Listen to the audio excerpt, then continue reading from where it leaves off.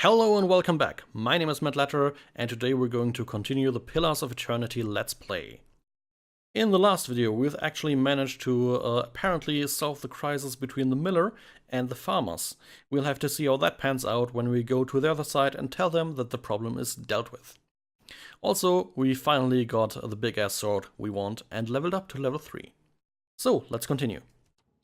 I want to see if I can talk to these two guys here. Nope. They don't have any proper dialogue of their own, apparently. So, we have finished one side of the quest here, and let's go to the inn and take care of the second portion of the problem. Sweynur, I believe his name is. Let's run over here quickly. Child is playing here. Ah, okay. Seems strange for a moment. And if your papa says the temple is cursed, better not go there. Children.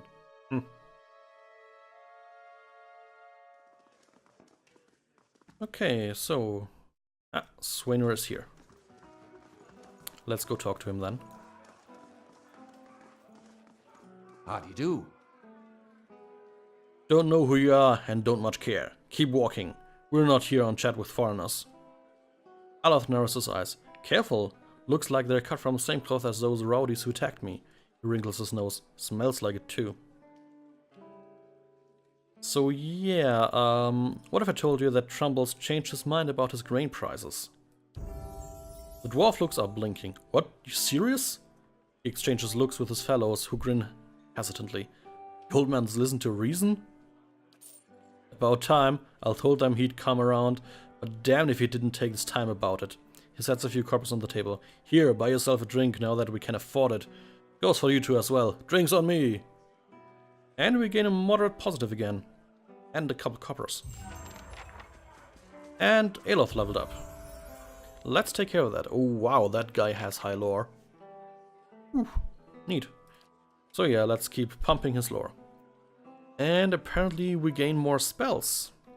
Which reminds me, I haven't yet checked out his spell selection. So maybe I'll wait with that. And I'll probably read through a variety of spells in the time between episodes and then see what's needed. Fair warning again, I'm not actually too deep into the game mechanics yet, so I might not choose the best things. I'll choose whatever I think is fun and works for the characters. Alright, I'm running away again. What I wanted to do is get a room and sleep, because we were told to do that. I've been neglecting to do so for a while. Might do us some good to sleep in a bed. Good day, stranger. A room, please. You know what? Oh no. 113. Wow, those are hard prizes. Common room then. And we sleep.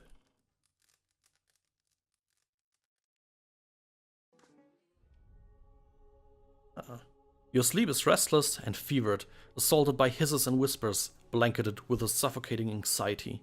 You open your eyes to awaken and find yourself in the front of Gilded Vale's gallows tree, the creaking of its ropes growing louder in your mind until the sound is deafening. Hanging from the trees is an old dwarf woman whose face is shriveled inward like a mouldering fruit. Her head hangs limply to one side. As you look at her, she looms larger and larger in your mind until she is mere inches from your face. Suddenly, her head snaps up and her eyes open, and they are empty, and behind them is a vast nothingness that makes your stomach drop. Her mouth slowly parts, and with a gust of rancid air she speaks a word. Butcher! You jolt awake. The foul smell of the dwarf woman's breath still permeating your nostrils. Sweat runs down your face in thick droplets, and your skin is soaked from head to toe. You remember the woman. You remember seeing her decaying face when you spoke with the magistrate. You called her an animancer. Though it fills you with new, queasy apprehension, you feel strange compulsion to see this woman once more, if only to confirm she is truly dead. Well, that was strange enough. And if you remember from the extra series, we've already read about what Watchers are. let's give it a quick refresher. Down here in the lore, a watcher.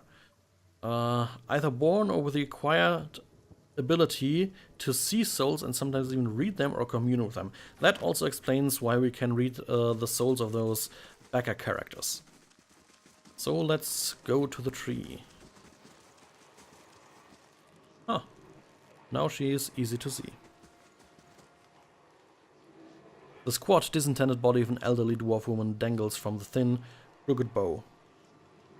Sorry, I lost the train there. Crooked bow that sags at the tug of her noose. The bloated purple flesh of her neck, worn away in patches like moth-eaten linen, bulges over the robe that suspends her, and her lifeless head lolls forward rigidly from one side to the other when the breeze shifts. You perceive a faint glow around her that casts no light on its surroundings, but there is a tepid warmth to it, and you feel somehow that you could reach out and touch it, not with your hands, but with some aspect of yourself that has no worldly dimension. So let's do that. Yeah, same effect. You take a deep breath, clearing your mind, focusing on your objective. As you exhale, you feel yourself spreading out towards the hanging woman, perceiving all that lies between you and her with new, unfamiliar awareness.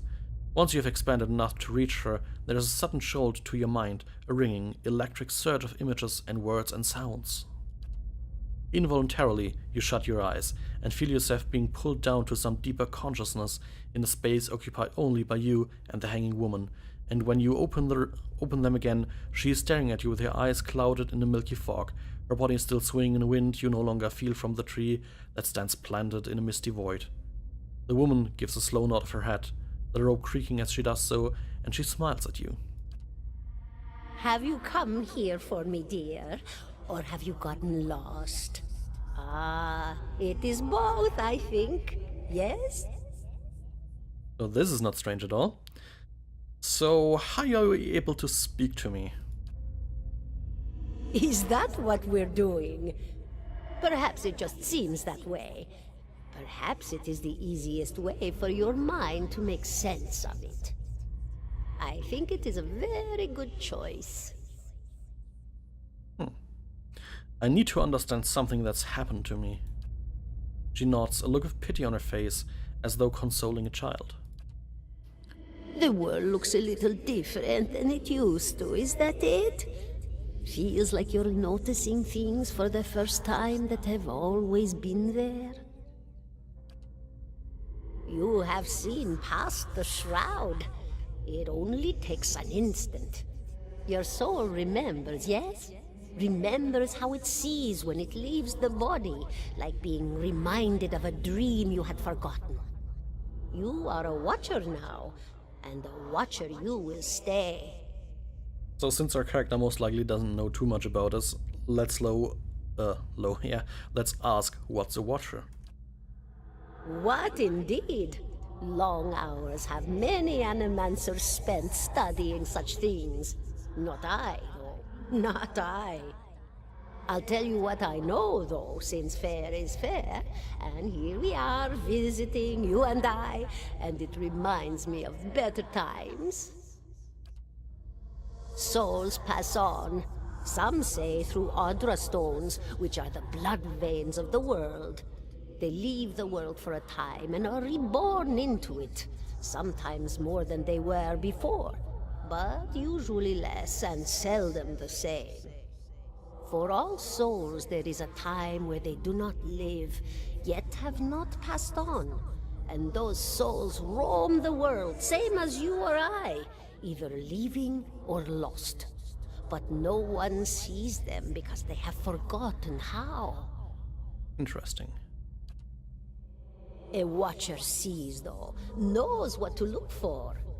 And sometimes they know a person just by looking at them, know where they've been in ages past when their bodies were other bodies. See memories even their owner can't recall. A wonder to behold when all goes well. A wonder! What do you mean when all goes well? Oh, nothing to be afraid of, I'm sure. It's just much to take in for some. Sometimes there's trouble sleeping or other difficulties. She smiles reassuringly at you reassuringly, fanning out a tuft of long whiskers that sprouts from one of her cheeks. You should see old Merwald. He could tell you much more than I. A watcher just like you.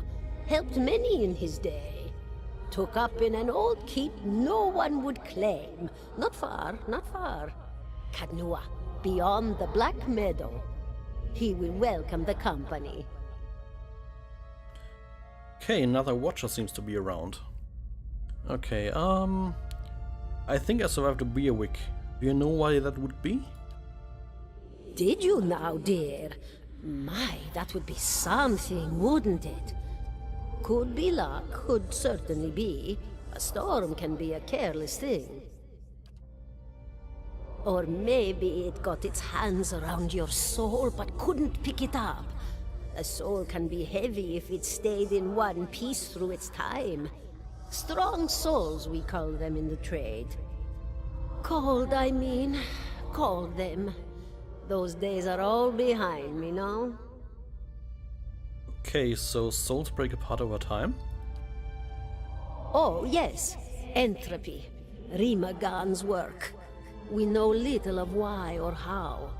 We lose pieces of ourselves when we die and pick up pieces of others when we are born again, but less than what we lost.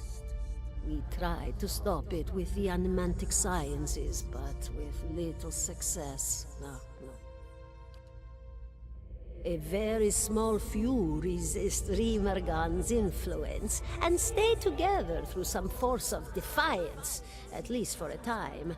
But they all succumb eventually, I think. So let's ask her about herself. Me? I'll bore you to tears, though. So who are you exactly? And here I thought you'd come to visit me in particular. Caldara de Baranzi, of the Valian Royal Academy of Animantic Sciences. Not the greatest of their number, but I came here all the same because this was where help was needed. So what happened then? She laughs, a rasping choked cackle escaping between rows of buttery yellow teeth, causing her body to bob up and down with each spasm. Seeing her blank expression, she catches herself. Oh, come now. Such a question. As though the answer were plain as a rope tied for strangling. Allow an old dwarf her last bit of cheer. Well, I came where I was needed, didn't I? Offered my services to Lord Radric for a pittance. A humble pittance. I was to examine the Lord's wife, see why the gods have seen fit to poison her womb. Studied her for months, looked high and low for impurities, tested her valence, the permeability of her essence. Do you know what I found? Tell me. Nothing at all. A healthy woman, head to toe, blessed with a beautiful soul. Such a sweet woman, too. Meek, but warm-hearted. A few months' time, and the lord of the house demanded answers.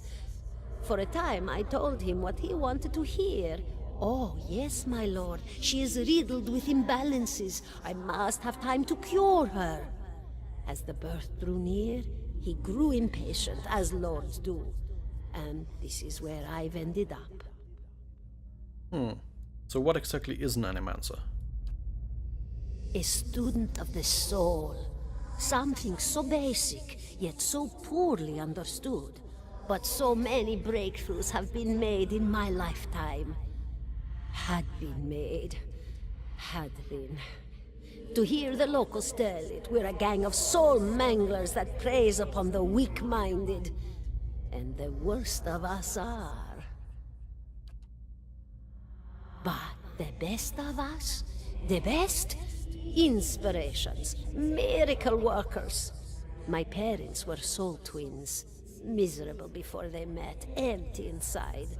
It was an animancer who helped one find the other. Turned their lives around. You wouldn't believe the stories. Amnesiacs helped to remember their lives. The suicidal brought back from the brink of oblivion. The elderly afforded extra moments to say their goodbyes. How soon we forget when we're afraid. True. It's a fascinating science. A fascinating time to be alive in a place like Deerwood that does not control the research, no? I love the Valian republics for many things, but their recent caution will leave them behind, I fear. So some other questions. Of course, Okay. dear. We've gone through everything except the am I matching this, and no I'm not. Goodbye, my dear. It was lovely visiting. Caldara closes her eyes and her head slumps forward over the noose, and your surroundings seem to bleed into your vision from some unknown place of waiting. Enoroth was granted Crucible of the Soul. Interesting. Aloth looks at you through narrow eyes. Are you alright? You seemed lost just now. I'm a watcher. His arched eyebrows recede into his hood. Well, that is interesting. He gives you a sly grin, and I expect that explains how you survived a bear week, huh? In any case, I appreciate your honesty. Since we're traveling together, it's probably wise for us to share these things. Yeah, but this was more of a shock, probably. Do you know anything about the Watchers? Only that they're rare and that they seem to have unique insights into certain soul conditions. Because, as you just demonstrated. Let's continue. 17 and a half. Okay, 17 and a half. The smell of pipe smoke, at once earthly and sweet, winds its way into your nostrils. Your eyes trace the smoke to its origin, where you find a broad man with straw-colored hair leaning against a mossy rock wall, his pipe held to his lips with one meaty hand. He looks you directly in the eye, but the look is not aggressive. He regards you with a peculiar smirk. 17 and a half. No, could be 18, depending on how you count the dwarf woman. What are you talking about? The people hanging from the tree. 18 of them. Well, last I counted, anyway. Aloth frowns. Is that what you people do for fun around here? Name's Eder. Though to the people around here, might as well be 19. Don't think I'd put you much higher than 22, 23 tops. You look like the sort that likes to get involved. I am. So, what about that dwarf? The dwarf woman. You were trying to figure out whether to count her as a full person. I think you oughta. What makes you think I was interested in the dwarf woman? He looks at you a moment, his brows arced. His smirk broadens. I was smoking over here, saw you staring at her. Twice I refilled my pipe. You never so much as blinked. Your mouth was so slack I took you for a Radric at first. I've been out of sorts lately. Of course, we all got our bad days when we stand perfectly still and stare at corpses for a while without blinking. He winks.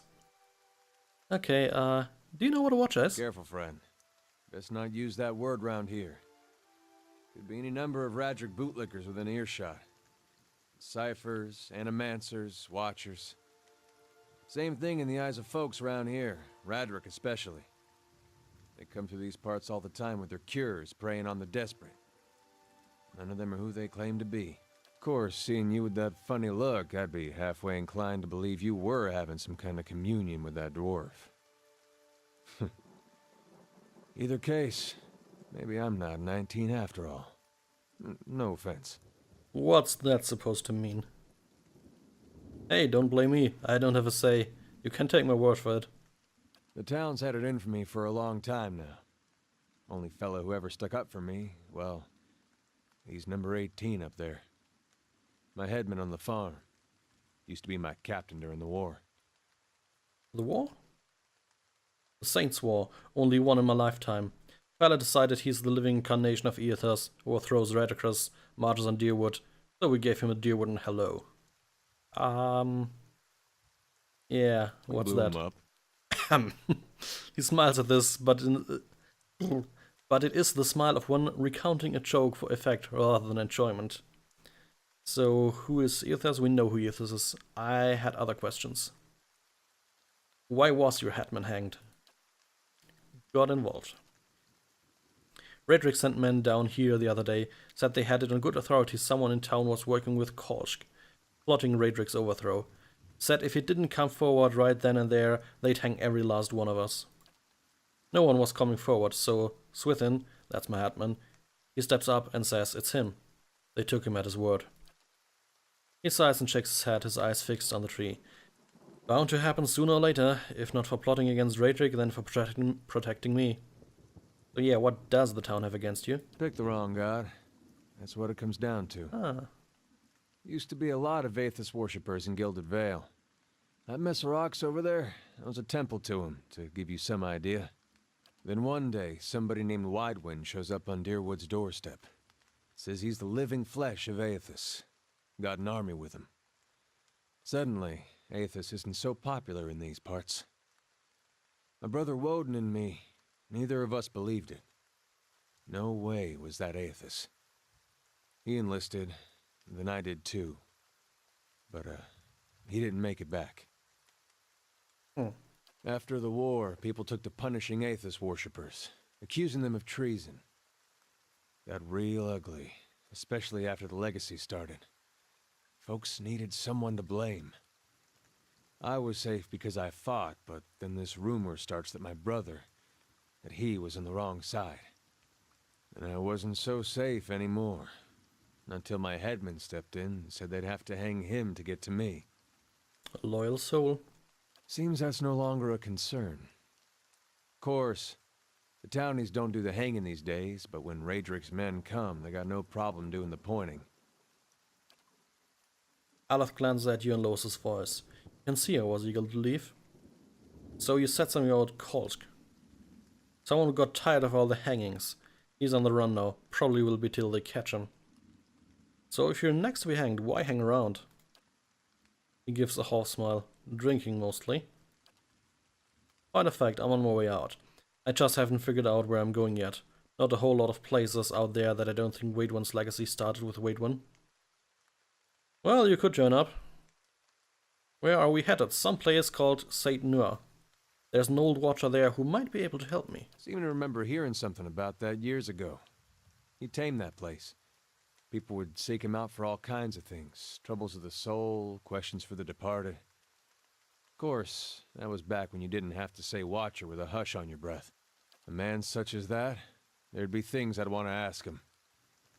Don't know why I never thought of it before. Not sure how I feel about setting out with a stranger, and a strange one at that. But, truth be told, you might be the only one in town who wouldn't feel some relief seeing me swing from that tree. There's a fine reason if I ever heard one. All right, then.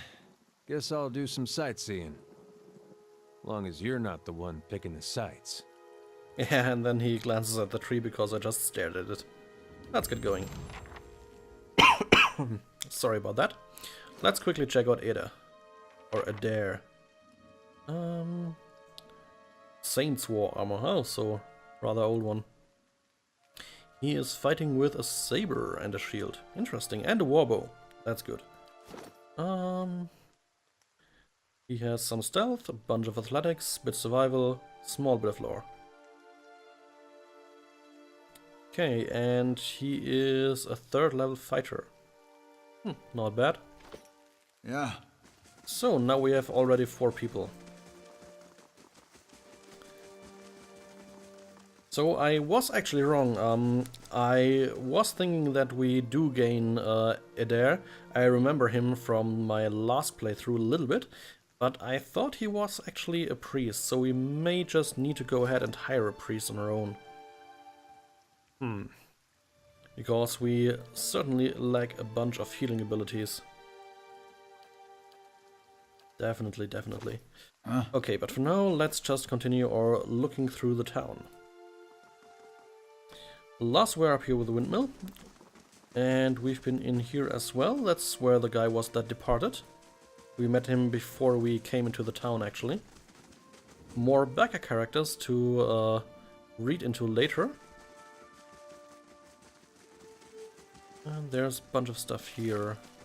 Springberries, more springberries, and a gold rod to chew. Let's go inside. See what's in here. Okay, more backer characters. We'll make a mental note and come back later. I don't want to clutter the normal episodes with all the reading. We'll be doing that in a separated series.